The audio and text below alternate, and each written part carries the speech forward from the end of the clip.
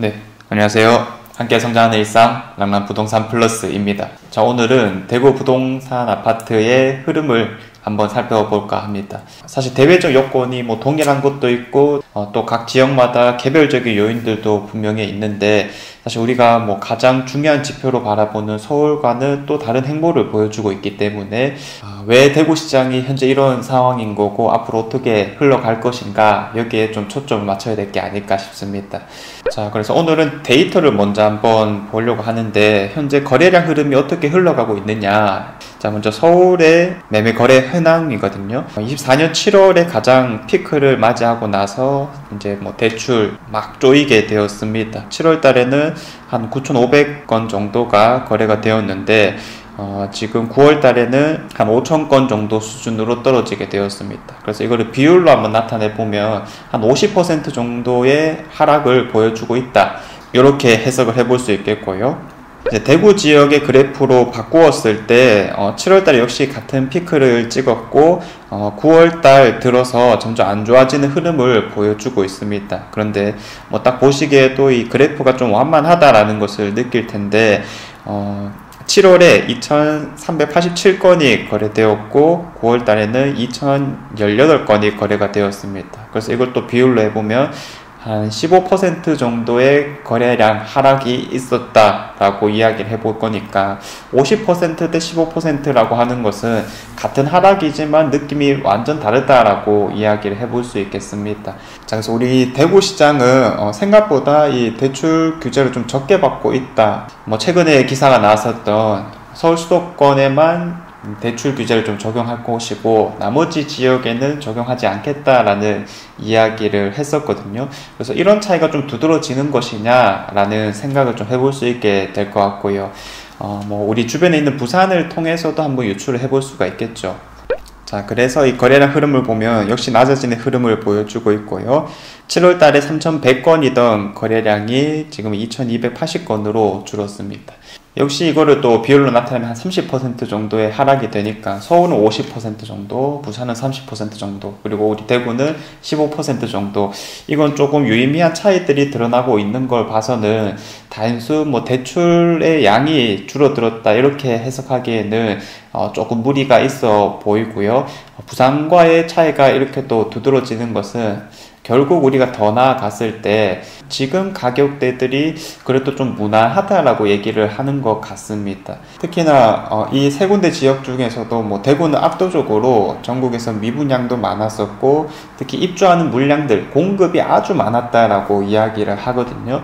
그럼 그런 요소들이 진작에 좀 적용이 되었었기 때문에 지금 시점에서는 이 가격에 있어서 안정화가 보다 빨리 되었다라고 해석을 할 수 있어서 지금 시기에 오히려 신고가가 뜨는 것들도 꽤나 확인해 볼 수 있는 상황이고요. 그리고 좋은 아파트들 중심으로는 거래량이 그렇게 뒤떨어지지 않는다. 오히려 9월, 10월 들어서 더 거래가 잘 되는 곳들도 나타나기 시작했습니다. 자, 그래서 10월 1일부터 오늘 날짜 11월 14일까지 거래된 내역들을 한번 살펴보면요. 많은 또 익숙한 아파트들이 있는데 한 7건 정도 이상 거래된 아파트들이 무엇인가 한번 표시를 해보았습니다. 자, 그래서 남산자이 하늘채 늘 많이 나오는 것이고요. 달성 화성파크들이 구지 쪽에 아주 가성비 있는 아파트입니다. 자, 그리고 대곡역 레미안, 신축급은 아니지만 그래도 그 일대에서는 가장 살기 좋은 아파트다라고 정평이 나 있는 곳이고, 대구의 서희 스타힐스, 역시 세대수가 좀 많다라는 측면이 분명히 있지만은 그래도 그 일대에서는 신축급을 제외하고 괜찮다라는 평가를 받고 있습니다. 자, 그리고 대봉교역 태왕하늘스 아주 신축급이고요. 동구가 상당히 눈에 띄는 상황인데요. 동대구 에일린의 뜰부터 시작해서 동대구의 센트럴시티 자이, 동대구 우방 IUC, 동대구 이안 센트럴디, 최근 호재들도 사실 많았었고 광역교통 관련 호재들인 거죠. 가격대가 안정화되다 못해 좋은 아파트 더샵 디오엘라라든지 이 동대구 화성파크 드림의 움직임이 괜찮고, 또 이샌디도 이런 고점들을 찍어 나가고 있는 모습이기 때문에 덩달아 좀 영향을 받아서 사람들이 많은 관심을 가지는 게 아닐까 싶습니다. 자, 그 다음에 반월당, 효성 해링턴 플레이스, 주변에 아파트 자체가 많이 없지만 그 일대에서 또 상징성이 있다, 얘기할 수 있겠고요. 수성 롯데캐스터 퍼스트 뭐 워낙 많이 나오는 곳이고, 수성 효성 애니턴 플레이스 역시 마찬가지입니다. 자, 그리고 오페라 3전 그린코아 더 베스트. 야, 요게 최근에 좀 눈길이 가는데요. 그 침산동 일대에서는 그래도 대장급 아파트다라고 불리는 건데, 이런 6억대에서의 거래가 두드러지고 있는 모습입니다. 자, 그리고 뭐 또 늘 나오는 월배 3전 그린코아 포레스트, 월배 힐스테이트, 월성 3전 그린코아 에드파크, LK 그랑폴리스도 밑에 다 포함이 되어 있는 상황이고요.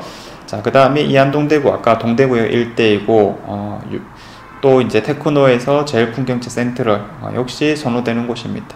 그리고 감삼동의 축전역 동아이웨시, 이것도 최근에 많이 거래되기 시작했습니다. 5억대 중반이 이제는 거의 끝나가는 느낌이 든다, 그쵸? 자, 그리고 캐스 골드파크, 수성구에 또 상징성 있는 구축 아파트이고, 7곡의 괜찮은 한신대유 이스턴 팰리스. 자, 요런 것들이 7건 이상 거래를 보여주고 있습니다. 그래서 뭐 세대수가 많은 곳들이 분명히 있기 때문에 이런 세대수 대비 거래량이 어떻냐까지 우리가 뭐 더 나아가야지 확실한 비교가 되겠지만은, 지금 요것들을 이제 표시한 이유는 뭐냐면, 지난 뭐 뜨거웠던 시장에 비해서 뭐 아주 약간의 변동은 있을 수 있었겠으나 여전히 거래량 흐름을 괜찮게 보여주고 있다라는 뜻이거든요. 그 말이 뭐냐면, 그래도 고점들을 막 높여 나가는 게 아니라 그 비슷한 가격대에서 계속 거래량을 보여주고 있는 현 상황이다 라고까지 해석을 하기 때문에, 지금 거래되는 가격 정도면은 그래도 가격이 괜찮다, 실수요자들 이렇게 해석을 하고 있는 것 같습니다. 다만 그 7월 달에 비해서 지금 현재 그런 거래량이 나타나지 않는 것들이 분명하게 있거든요. 가장 대표적으로 늘 이런 거래량을 말할 때 나오던 뭐 버머 센트럴 프루지오나 버머 엘리넷들, 그리고 만촌 3전 그린코아 에드파크, 뭐 이런 것들은 지금 거래량이 전혀 두드러지지 않고 있습니다. 오히려 뭐 신고가가 뭐 나왔다 이런 한두 개의 거래량은 보여주어도 지금 당장은 많이 거래되고 있진 않거든요. 근데 이런 것들이 7월달 뭐 이럴 때는 엄청 거래가 많이 되었습니다. 그런데 왜 안 되냐면 고점을 높였기 때문입니다. 뭐냐면 호가 자체가 전반적으로 많이 상승을 했어요.